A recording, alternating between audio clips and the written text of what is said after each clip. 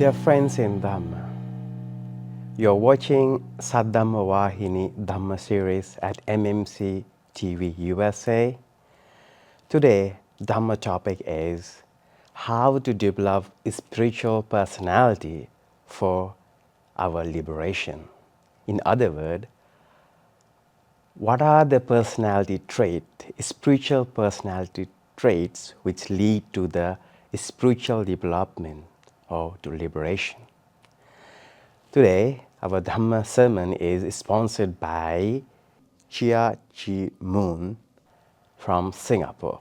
So we are very grateful to you for your great contribution to spread this Buddha's teaching around the globe for the benefits of many. So when you talk about personality, the personality development are very common nowadays. This topic is very, very common, popular in the world, right? You can see a lot of personality development coaches, courses, therapies around the world. It's one of the booming industry, self-help industry. Alone in United States is around $13.4 billion worth industry. So you can see how people are so fascinated to develop their personality, especially for their mundane gain, right? Material gain. But today we are going to talk about how to develop spiritual personality for our spiritual growth, for our sustainable peace and happiness, according to the Buddha's teaching discourses called Metta Sutta. The Sutta discourses on loving kindness. So, all the personality traits are centered around the loving kindness, the metta, the universal love. Unconditional love is the foremost, the main personality trait, the center personality trait of a spiritual person. It's not just mere love. We all love, right? Want to be loved by the people around us. That's a very basic need. But we receive love from others with conditions. But the metta, the universal love, unconditional loving kindness is not conditional. It's beyond condition, without a string attached. You start to see beautiful, positive quality on others, although they have a lot of flaws, limitations, mistakes in their life. You only see good things inside them and you wish betterment for them. You wish all the time you are wishing well for them. You wish happiness for them. That's the loving kindness. So along the loving kindness, there are other several characters. So that's why just loving kindness is not enough. It should be accompanied with other several traits. So what are those traits? What are those personality qualities? So let's discuss. One is capability. The capability means you have a capacity, a vigilant effort to practice the noble path. You need to have a strong effort to walk along the path, the sila, samadhi, prajna, the moral, ethical conduct, concentration, and the wisdom. This is the whole noble path in the sake of liberation. So you need to have some kind of capability, urge to walk along the path. So being lazy doesn't work out. So you need to have a strong effort to be in the path to the liberation, to seek the path of sustainable peace and happiness. So you need to be very, very vigilant and confident on the path. And another quality is honesty. Honesty. You have to be honest to yourself on your path. So a lot of people nowadays are so attracted to various region, even to the Buddhism. Most of the time, some people, they do for just like a kind of culture, kind of fashion. I rather like to say like a spiritual fashion or a spiritual fantasy, you know. But the problem with that is they are not honest. They are not honest to their practice. They are just doing sake of doing, and they are not faithful to themselves. It means you cannot lie to your own heart, right? It's called conscience. You cannot lie to your conscience. You can lie to others, right? You can well behave in front of CCTV, in front of people, the lobe, right? But you cannot lie to yourself. You're always with yourself, with your heart, right? That's why we have a guilt, right? That's why we have an urge to confession, right? In several faith traditions, the confession is a great deal, right? Even in Sangha Buddhist monastery, monastic communities, the confession, Hosata Day, twice in a month, done by these members of Sangha to confess, reveal that what are the mistakes, and people collectively, the members of the Sangha collectively forgive each other, and they are ready to solve those offense, the guilt.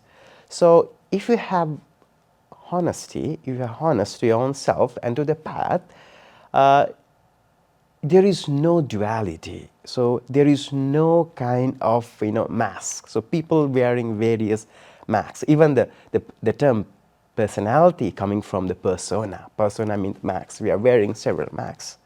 So if you are really honest, you don't need to wear persona. You don't need to wear masks. You are as you are. You don't need to play various roles, various some kind of fake persona in your life. So the honest to your path is a very important, especially on the path of liberation, the path of spirituality. So there is no spiritual fantasy. You are doing for your own liberation. So you don't fraud to your own self. You are very, very faithful to yourself. You are down to your own heart when practicing the spiritual path. And another component is straightforward. You are goal oriented. That's the very main needed. So that's why we need to learn the map. The Buddha's teaching various canonical studies. So when you are goal oriented, directed to your goal, you will be not misguided. You will be not lost in between. The most of the time, at the very beginning, whenever they have a spiritual emergency, a spiritual urge, whenever they face hard time, difficult time, people often get close with their religion, faith tradition. That's why all the faith tradition emerge in the world, right? Kind of emotional resilience. At the time of adversity, people feel so down, so they need some kind of faith tradition to rely on. But the problem with those reliance is when the problems goes away, they don't need religion, so they just get away from their path. So it's also happened in Buddha's paths too. People are so committed at the very beginning. They do meditation very hard. They study Buddhism very hard. His teaching very hard at the beginning, and after a while they just give up. In meanwhile, why? Because they don't have a clear vision, mission, plan to reach their destination. The most important thing is, are you aligned with your vision, your goal? It doesn't matter whether you're slow or fast. The most important is you should align your path to your goal. So, for example, if you have a dream to go San Jose, which is a northern part of California, if your vision, if your dream is 100% clear, 100% goal oriented, you will go to San Jose somehow within a day, right? You ride a car, or you know, ask someone to drive you to the destination, or you take a public transportation, or even if you have a huge urge, even you walk on your barefoot to reach the San Jose, right? But if you are not goal oriented, fully committed, if you're not fully committed, then what happens? You know, so from here we need to go several paths, right? We can take route 10 or 210, and you have to merge with the route 5, right? You can take the old route, the California route 1. So there are several routes which lead to the San Jose. But you know, if your goal is not clear, so what happens is in between, nearby Pasadena, you go to the south, go to the San Diego, and say, I want to be in the beach somewhere, and so you get, you know, misled, and you will get confused and also distracted. So there are a lot of distraction on the path of liberation. So you need to understand what are your distractions. So a lot of time this indulgence, right? A lot of entertainments are really a distraction. We often get distracted by this indulgence. So be careful of your those distraction, and be goal oriented. What is your goal? To be sustainable peace and happy on your path to the liberation. So my dear Dhamma friend, be straightforward, goal oriented. And another is obedient. Obedient means that you are ready to correct your mistakes, your fault, your limitations. A lot of the time we don't want to see our mistake, right? We always want to hide our mistake. Why? We don't want to ruin our image, right? We are so much attached to our image, right? What happened to my social image? What they will think about me when they hear about my mistakes? So this kind of thing, you know, we have too much attached to our self-image. Therefore, you know, we don't want to, you know, we don't want to correct our mistakes. So on the path, it happened, right? That's why we have this practice of observing the 5 precepts, the 5 moral principles, every time when we start Buddhist rituals, right? So every month they start any kind of rituals with these principles. Why? Because we are human beings, we make mistakes, but we can, you know, correct our mistake again and again, you know. So yeah, we can confess, we admit that we have committed offense, and there is a huge chance to, you know, correct ourselves and not hang around the guilt. So the obedient, you know, is very important. In Buddhist literature, is often, you know, symbolized as, you know, someone is pointing out treasure for you. Isn't it great? You know, if someone is point out your weakness, it means he or she is pointing out, you know, guiding you to hunt the treasure cave. So yeah, be thankful to them instead of being defensive or you know, fear of criticism. Yeah, just accept them, you know, try to update those things, and it will be very easy. I think you may have heard about the monk called Rahula, the son of the Prince Siddhartha, the Gautama Buddha. You know, he is the one of the obedient monk in the past, in the Sangha history. He was always ready to get the advice, and just open to see his flaws and weakness, and ready to correct his mistakes. So we need to have this kind of the nature, the quality to accept our offense and correct our faults, and it will, you know, realign your paths to the liberation. The another quality of the spiritual personality is humbleness, gentleness. Your words, your voice are full of soft love, kindness. You know, whenever someone see you, whenever you see a spiritual person, their mind, heart becomes so peace, calm. So this humbleness is very needed. This is the one of the parameter to see how is your spiritual development. If you are really, developed in the spiritual path, you become so humble, gentle. Uh, Whenever you talk to someone, the people get healed. Everyone are wounded birds, so we need healing. So this humbleness, this softness is very needed, in this society nowadays. All the medias are bombarded by this anger, hatred, news all the time, war, crime. So we need this kind of softness when we're dealing with our community.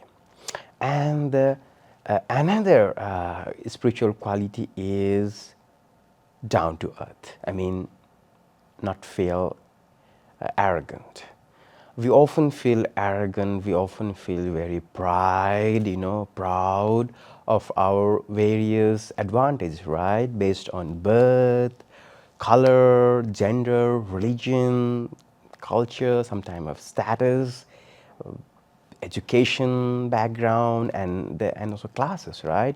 We often we have this tendency to discriminate others, right? Here in this country, we have this status, right? Undocumented, or legal immigrant, or a permanent resident, citizenship, by birth born in America. This kind of things, sometimes it's really discriminate others. No one like to be discriminated based on those conditions, right? So the down to earth nature is the one of the key nature of the spiritual personality. So there is no ego, arrogant in your life. Sometime by mistake, sometime even the Buddhist practitioner also, the practitioners who is often practice in meditation, rituals, and Buddhist studies, they also become arrogant, egoistic, very proud about, negatively proud about their culture, their studies, right? Oh, I often go to temple, I do meditate, twice a day. I go to this retreat, that retreat, right? It's okay to go to practice, but you should not add as a fashion, as a pride to yourself, because it become a hindrance to your life. When you compare your spirituality with others, what happen is you often feel even sometimes superior, sometimes equal, sometimes minor, right? Inferior. So we don't need to compare our path with others, and also we don't need to feel arrogant about that. Just be down to earth, just like the bamboo tree. Whenever the bamboo tree goes so high, it kneel down, right? And also the another simile the Buddha often describe this quality is the ripened rice crop. So whenever the rice crop is ripened, it kneels down, right? When it is full of the rice crop, it kneels down, instead of being straight or arrogant. So we have to be very, very humble, down to earth on the path of liberation. And the contentment. Contentment means be happy whatever you have, just be content with the basic needs. We all need food, shelter, clothing, security, medicine, those kind of basic needs. Every beings need those things, but there is a problem with that. It become problem when the desire, mix with the needs. So there is the two things: necessity and desire, need versus desire. Yes, you need food, you need shelter, you need house, you need medicine. This is your basic need, but those need, if you are not mindful enough, it turn into desire. I exactly need that food to eat. Exactly need the very big giant man's house. I exactly need this fancy Ferrari car. What are those? Those are your desire. So what happened? The desire come to you. You can't fall asleep. You can't fall rest, right? You're always hijacked by this desire, and you're always working so hard, just to fulfill those desires. That's a huge strategy nowadays in this heavily capitalistic, materialistic society, right? We work 24 hours sometime just to fulfill our desire. If you are just content with whatever you have, then you have a lot of time for yourself, especially for your spiritual goal. So be content with your whatever you have is the very beautiful way of living, and it will help you to another quality is called easy to feed. You're very easily feedable. Nowadays, we are just like hungry ghosts. We never feel satisfied with this material stuff. This in capitalistic the system, provide all the junk, unnecessary, unrelevant items, pumping through this advertisement in media or social media, and we always feel try to have that, right? And what happened is, we are not easily feedable. We try to buy unnecessary thing which we don't need actually, and we pile our refrigerator, our house, and at the end we just throw out. But when you are on the spiritual path, you are easily feedable. You don't demand from others, from your loved ones, for the luxury life. Sometimes when you go for a retreat, most of the retreat centers, especially in Asian countries, they are not luxury. The room, the beds are very, very simple. Even there is no good mattress, right? Sometimes we have to lie down on the floor with a very small mattress or sleeping bag. So the spiritual seekers should be easily feedable. They have to be content whatever they get on the path. Sometimes we have to just be okay with the whatever food they get on the path. So be content with whatever we have. That's why the spiritual Sangha community, they are limited with those basic needs. They don't. That's why most of monastic, they don't earn. They basically depend on the basic needs provided by the devotees, and they are most of the time they are content, especially if they are seeking true liberation. So easily feedable is very, very important. And another quality is non-workaholic. Our culture, especially the Western culture, and also even the people in Eastern countries, also becoming so workaholic. They work so hard all the time, you know, all the time. Why? To fulfill their fancy dreams. People nowadays, they have very, very fancy dream, right? To buy fancy car, fancy mansions. Why? Because they are not content, and they always, hijacked by this desire, and therefore they work all the time. One of the very striking thing, the cultural shock I got when I came to United States is, whenever I meet someone, Westerners, they often ask, "What's your plan?" And I was so confused. What they are asking? Are they asking my daily schedule, or what I'm going to do tomorrow, or about future? They always ask, what's your plan next? What's your next plan? What's your next plan? People are so busy with making plans. Yes, of course, we need to have a better plan for better future, even for spiritual growth. We need to have a plan, right? But people here in America and Western world, they are so much busy, so much busy with this. They are so much stick with the to-do list, schedules all the time. They don't have enough time to even sleep, even to rest, even to just to talk to a friend, right? Here we need to have appointment to just make a call to your very close friend, right? They don't have time at all for even to their loved ones, and how they can find time for the spiritual goal, right? Spiritual well-being. So it is really hard. Therefore, we need to be non-workaholic.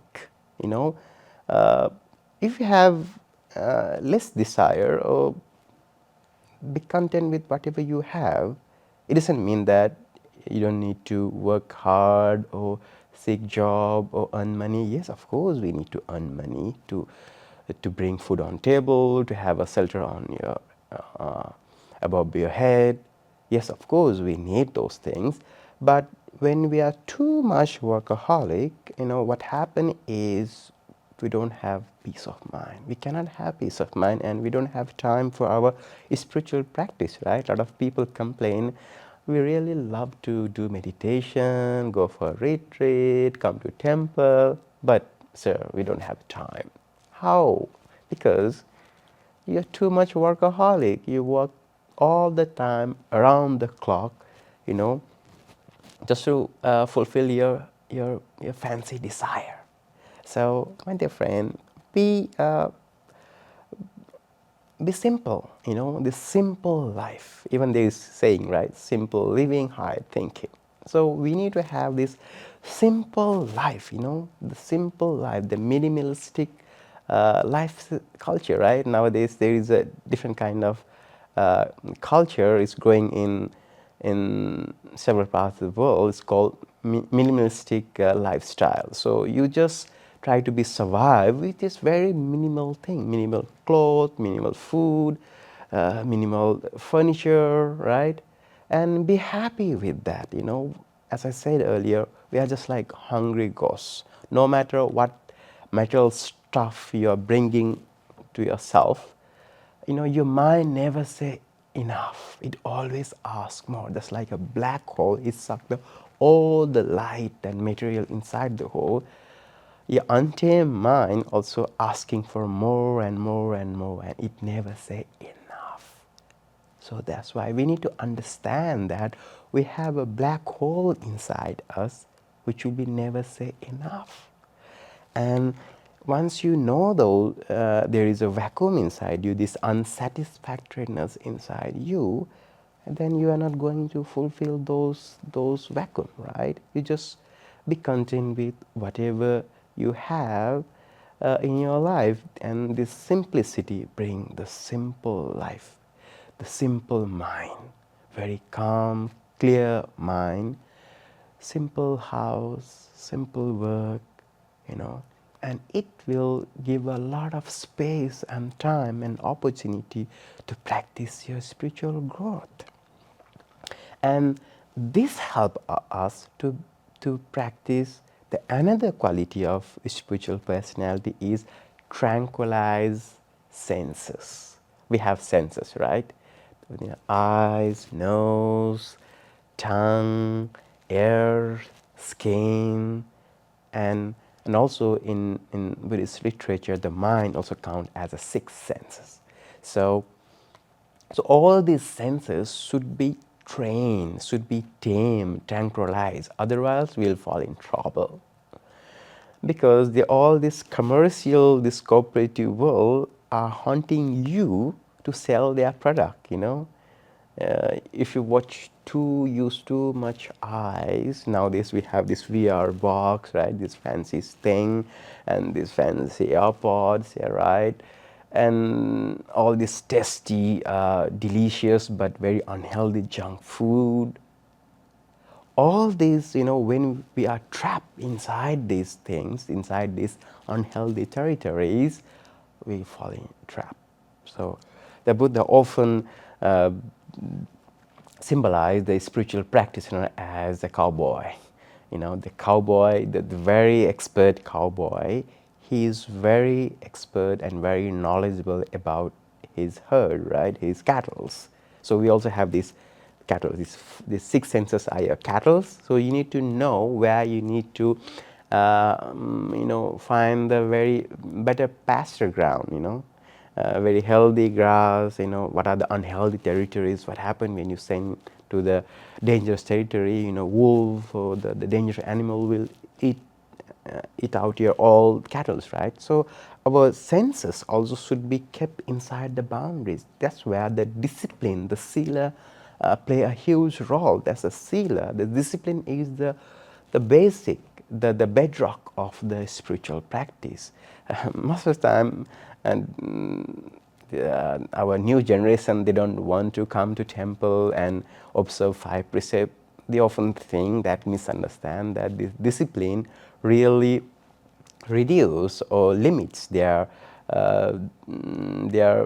enjoyment, enjoy their life. But it's not true actually. Actually, it's provide a secure ground, is a security defense system around these 5 senses. Yes, of course, you can enjoy your life, you can have good food, but not the unhealthy drugs and this kind of substance which really make you unhealthy. So this kind of tranquilization of the sense, the taming of sense, is very, very important, because if you are not mindful, if you don't have this the God,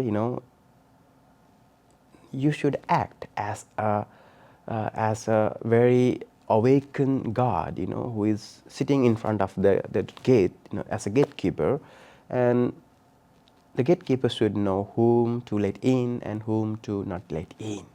So, my dear Dhamma friends, yes, use this, the sila. Take the advantage of sila, the discipline, as protection. It protects you from all directions, just like your house boundary. It protects from others, right? And another, the quality is the wise. You need to be very wise. Wise not only just means intellect, but also you need to have the capacity to make decision or discriminate from what are the right, what are the wrong.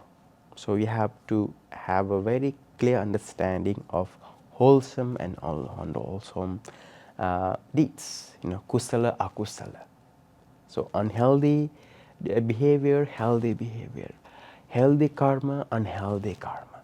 So if you know what are the healthy karma and what are the unhealthy karma, and you can discriminate, and you can only focus on healthy, wholesome actions in your life, and you can take a path along the path of liberation. So it's always help you to align with the path, instead of getting stuck with unhealthy emotion, unhealthy behavior, unhealthy thought patterns. So the wisdom is very, very needed to see, to discriminate right from wrong, kusala from akusala. So therefore, it helps you to align with the path, align with only the wholesome qualities, and you can have a very 360 point of view about your path. We often get misleaded, we often get lost along the path, right? But if we have this wisdom to see the clear understanding, 360 view of the situation, you will not get lost along the path. So my dear Dhamma friend, yes, please be grounded and be wise, when we walk along the path. The another quality of the spiritual personality is modest, respectful to all living beings. So when you are spiritual, you cannot harm others. You respect for each and every existence, each and every living beings, because the very nature of living being is they can feel pain as happiness. So the very basic of the moral ethics is, do they feel pain or not? That's the very moral ethics, right? That's how all the human rights, animal rights, and also the gender rights, all these kind of rights come in front of us in this civilized world is based on pain, based on suffering, because all we feel pain and suffering, right? So we have to be responsible. Is our actions or words are hurting others? So that's why we have to respect for others' existence, others' culture. This tolerance, the multicultural tolerance. So you can. I really admire, especially the American culture, to open to open to accept any kind of culture, multinational, multi-religion, multicultural, even multi-gender. So the openness to accept their differences, agree with disagree, right? And respect their existence without harming others, this modesty. And the another quality of the spiritually developed person is not over engaged in relationship affairs. Since we are mammals, we all need a sense of belongingness, right? Yeah, that's a very basic need of mammals, right? Mammals are the most helpless creature, animal when they are born, right? They cannot do anything instead of crying for help, right? Yes, we need this huge urge for attachment, sense of belongingness.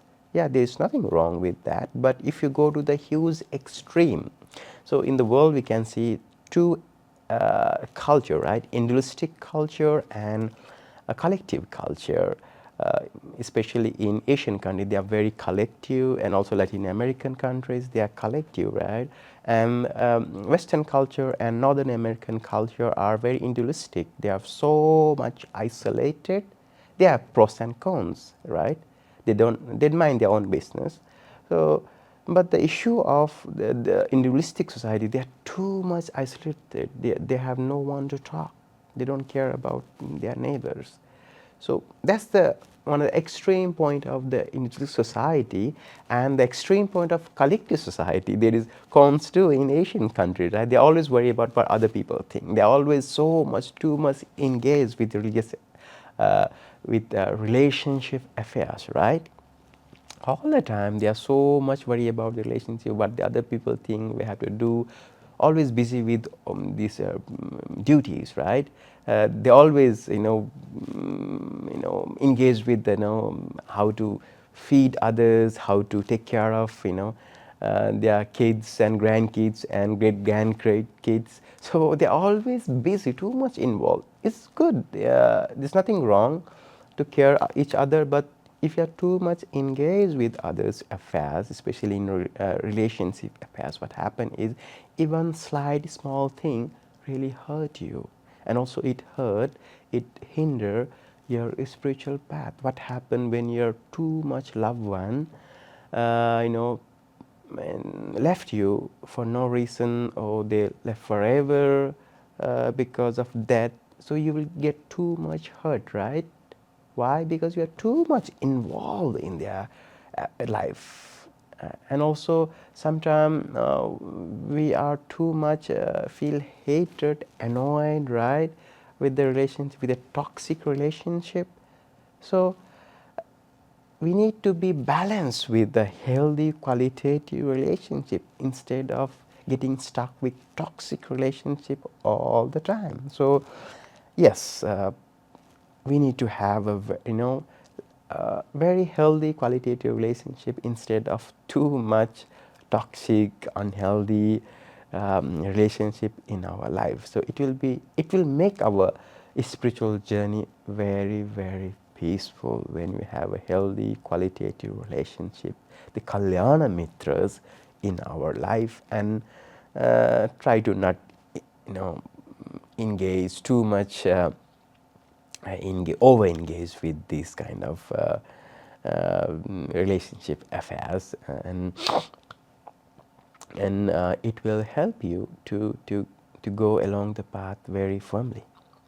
And another spiritual quality, personality quality, is shy or fear for small minor offense.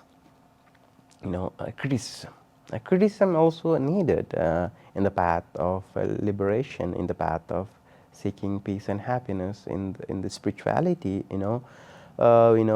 When you have this fear and sigh for offense, is very needed.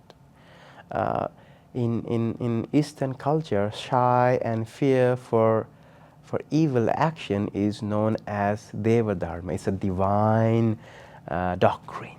If you have a fear and also shyness to commit any kind of offense, it's really protect you. So it's okay to be shy and fear of offense, right? And that's why even in most of this Western culture, Western world, they are very, very mindful. They are very careful about the road rule, the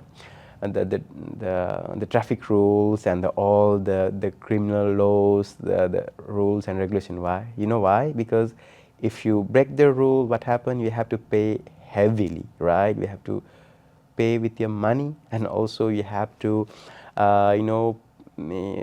get involved in various legal, this hectic legal system, right? So it's okay to fear or sigh to commit this kind of offense, which is often criticized by the wise people. So it's okay to feel shame, feel shy, or fear. So then you don't need CC camera all the time. We don't need patrolling all the time. Wherever you are moral and you are ethical all the time, even though inside your private room. You don't commit any kind of offense which hurt others and which hurt yourself. And all these conditions, align with the major personality spirituality trait, the loving kindness. That's why I said earlier, loving kindness is not just enough. Just loving kindness is enough. Yes, of course, all we need is love. Love is all we need.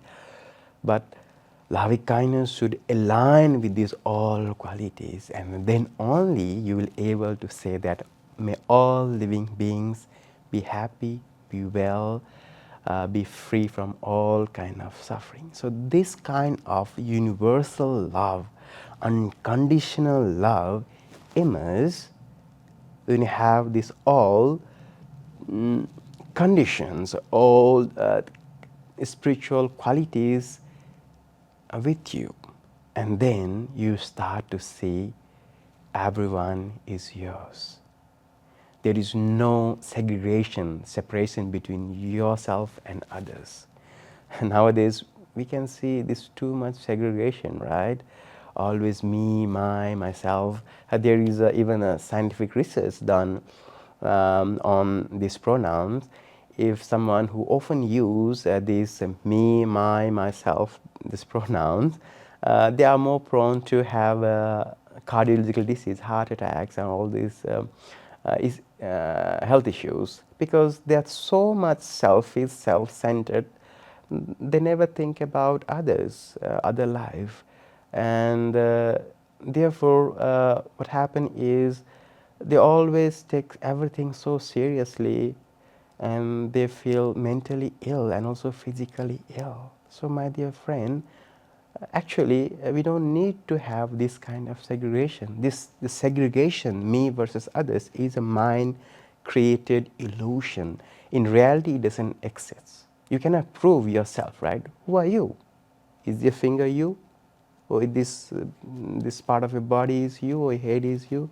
No, right? Yes, we have this story about notion of self, right? I was born here, I am this kind of person, I have this kind of profession, I study here, I lived here, I have this kind of citizen. Yes, of course, you have this beautiful story about yourself. There's a constructed story about yourself. There's nothing wrong to have a story about self, but problem is if you are too much attached with this story about yourself, then only you see me, my problem. Oh, I am so unlucky. Oh, I am so, pride. Oh, then I am the only important person on the planet Earth, or I am the most unfortunate person on this planet Earth. So both extreme, either selfish or even self-hatred. Both are extreme. Both are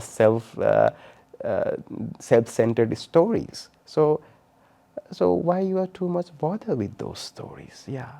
And when you have this true loving kindness, there is no so-called others or so-called self. We all are one, because we all have a capacity to feel pain. Therefore, we have an obligation to reduce our pain and suffering, and also pain and suffering of others. And we have an obligation to be happy and peaceful in our life. And then the loving kindness grows very widely. So once you forgive yourself, and once you love yourself, accept yourself, at the same way you also accept others with flaws and limitations, without conditions, and love as they are, accept as they are, forgive as they are. And you start to see there is no gap between you and others, and you are so much united, you are so much peaceful, with the harmony with the people, and your problem, a lot of our problems are very self-centered stories. So whenever you are too much depressed and always think about why me, why this happened to me, instead of thinking those kind of things, you can see very beautiful things happening in the world. See, people are helping each other, love each other, care each other. Yes, of course, the war is going on. We need to do something. We need to spread love, kindness, each and every corner of the world, and we need to demand our leaders to be more kindful, to be more compassionate, instead of arrogant, egoistic about their limited the people. Yes, of course, we need to have this compassionate, loving kindness mentality. At the same time, we need to have this unconditional love, love without a string attached. Just like this, the mother, how she loved her only child with his full commitment. So if we can love others in such a way, and you cannot see this alienation of self and others, you see yourself in others, and you don't hurt others. If you see, even they also feel pain just like me, and you don't go to hurt others. Instead, you care about others. You care about each and every living beings, include our Mother Earth. And this all practice help you to be aligned, and help you to focus your path to the liberation. And you will find the sustainable peace and happiness on your path. So my dear friend, the most important thing is, are you really aligned to your path? No matter you are slow or fast, most important thing is you should be aligned to your path with this all spiritual quality, and you can find peace each and every step on your path until you find your ultimate liberation. Thank you so much, my dear Dhamma friend, to listening to this Dhamma sermon on how to develop a spiritual personality for liberation based on Metta Sutta in Khuddaka Nikaya of Tripitaka canon. So with the blessings, with the power of this Dhamma sermon, you generate a lot of wholesome qualities in your life. So I would like to bless upon you, especially our sponsor, Chia Chi Moon from Singapore. May you be happy, may your loved ones, your friends, relatives be happy, healthy, free from all suffering. And may you all, listeners throughout this cyber world, may all be happy, peaceful, free from suffering, and may you able to find the ultimate bliss of liberation, nirvana. Sadhu, sadhu, sadhu. May all the blessings be with you.